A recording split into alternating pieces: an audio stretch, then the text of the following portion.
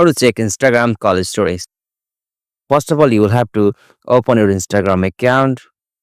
Okay, so after you open the Instagram account, you will have to click on this messages options just at the top right corner of the screen. So simply tap on it, and from here you can find the call history of a specific person by the individual chat. So like you can open an individual chat to see the call history of that person. Unfortunately, there is no any options such like in Messenger, like you can check all of the call history on the Instagram. So you have to do it individually. So to check that individually, you will have to open the conversation, and simply from here you can check the call history. So that's all. Hope this video was helpful to you. If any queries are arises, just let me know them in comment section below. Thank you for watching this video. Have a nice day.